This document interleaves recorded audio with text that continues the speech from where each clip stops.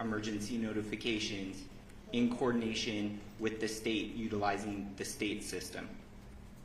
Second, on the issue of the echo alerts that continued to go out countywide yesterday after the first erroneous alert was corrected, we've been working tirelessly with FEMA, the FCC, the state, and our region's telecommunications providers, and we've made the preliminary determination that the echo alerts happened as cell towers came back online after they were knocked offline due to this disaster.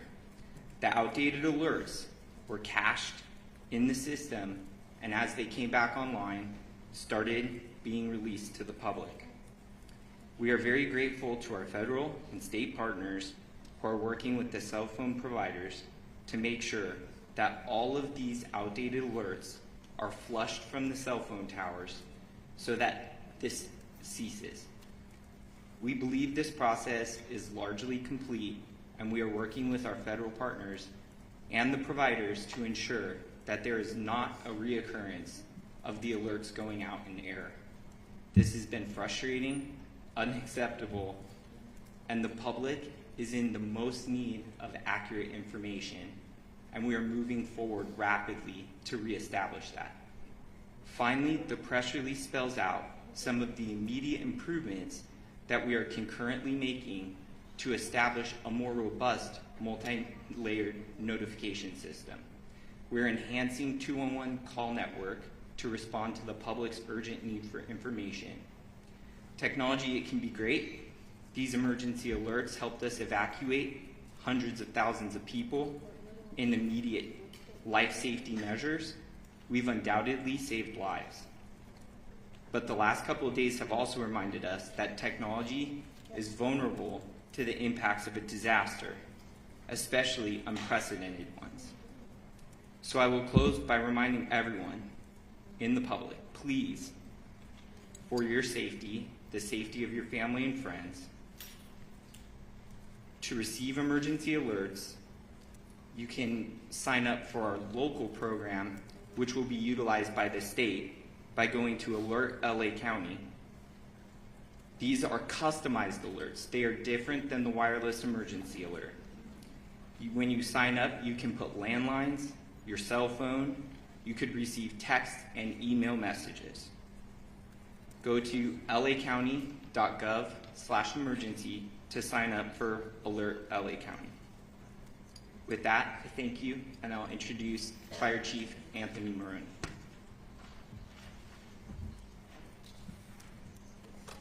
So good morning. I will be providing an Eaton Fire update. The fire is now estimated to be 14,117 acres with 15% containment, with over 7,000 structures damaged or destroyed. We have 2,832 personnel assigned to the incident, and it is static at this time. Elevated to critical fire weather conditions are predicted to continue through Wednesday. Moderate to locally strong Santa Ana winds will affect Los Angeles County, and today, tomorrow, and then again on Monday through Wednesday. LA County Fire will be prepared. These winds, combined with dry air and dry vegetation, will keep the fire threat in Los Angeles County high. I would like to take this moment to express my gratitude to Board Chair Supervisor Catherine Barger, along with Supervisor Horvath, but also to all of the boards of supervisors for their support of my personnel on my department and me as a department head and fire chief. To our first responders battling these wildfires from the air and ground, we recognize and commend their tireless dedication in protecting residents and properties. And finally, to our residents, please rest assured that we will continue to battle these wildfires until they are fully contained. We stand alongside all of you as we begin to plan for the repopulation, the recovery, and the rebuilding. I would now like to invite up Todd Hopkins, Unified IC, CAL FIRE Incident Management Team for the Palisades incident.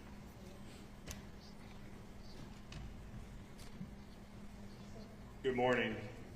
The Palisade incident is now at 21,596 acres and 11% contained.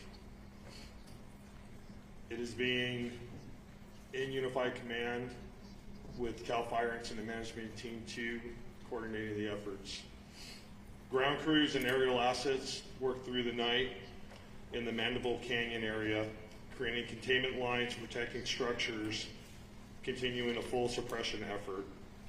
Approximately 100 engines were surged into that area for direct suppression efforts and for structure defense.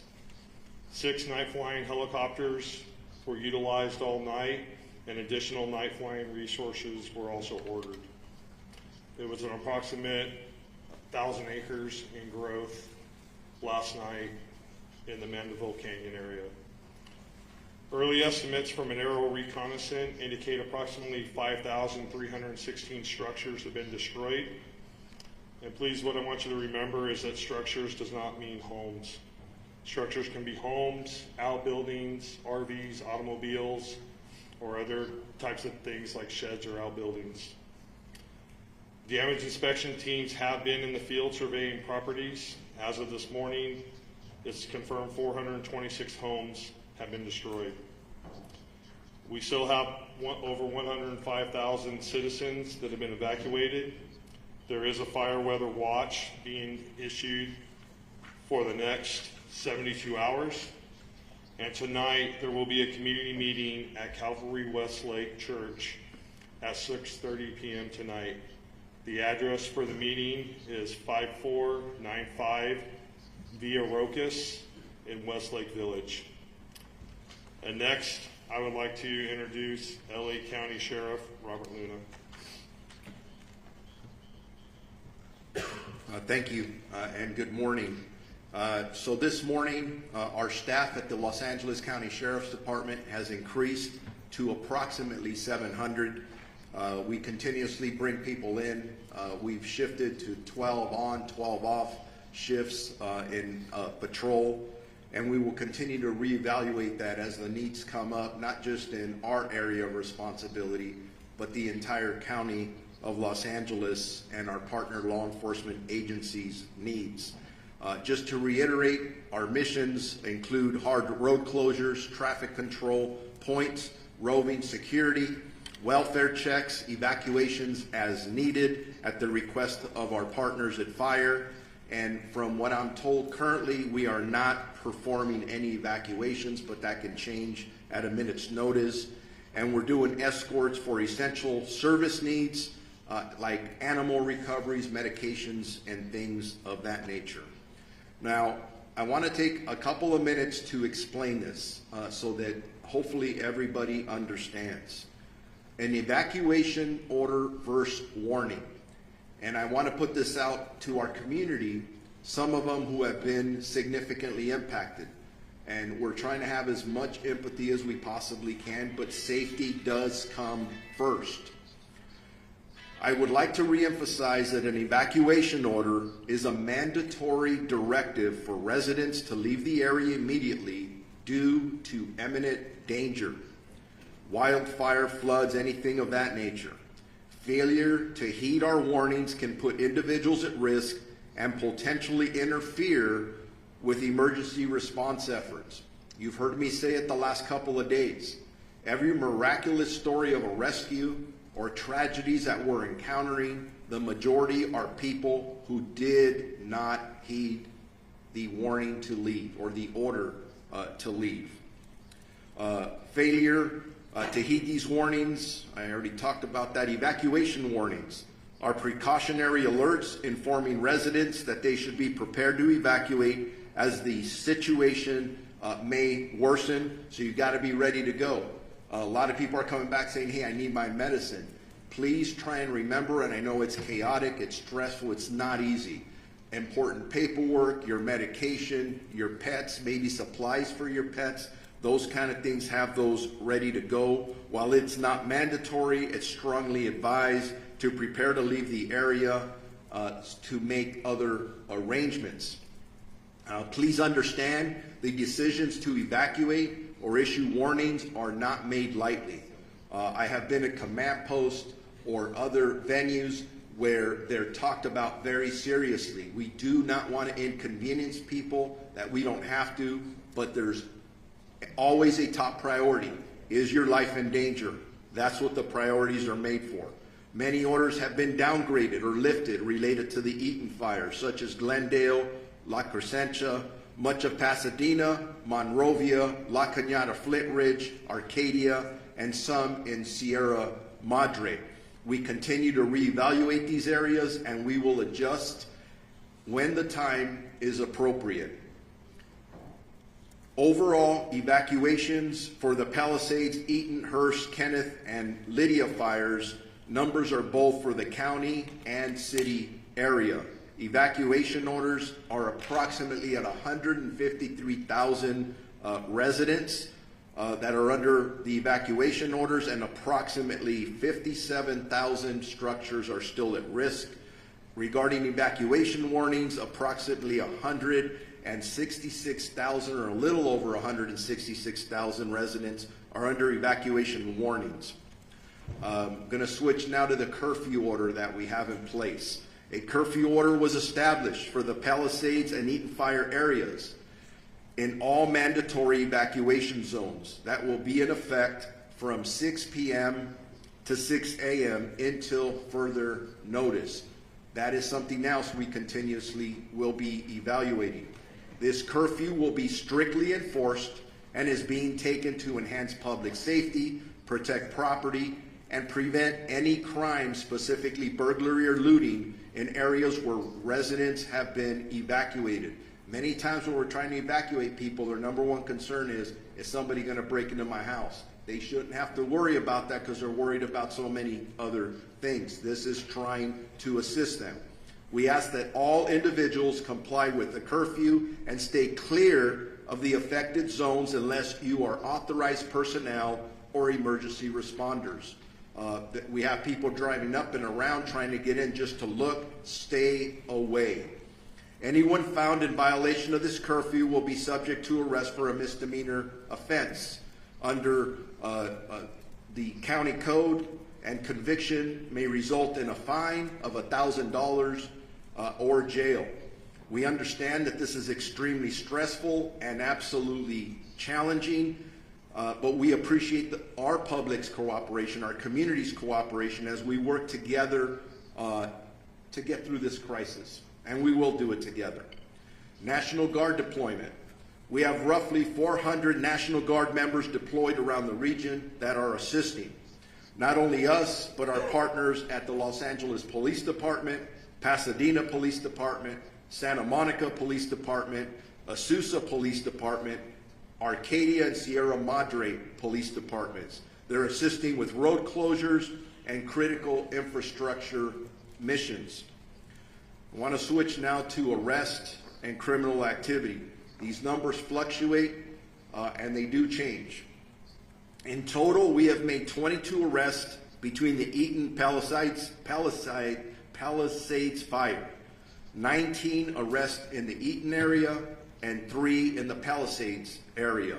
All these individuals were in areas they were not supposed to be there, meaning they had no business being there. Of the 4 arrested last night, 2 were arrested for unauthorized entry of emergency area. Basically, we had 2 arrests for curfew violations. You heard me say it yesterday. We've directed our deputies that under these circumstances, if you get arrested for a curfew violation, you are not going to be cited and released.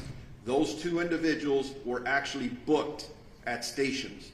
So I'm just letting you know, you go out there and you violate this curfew, you are going to spend time in jail.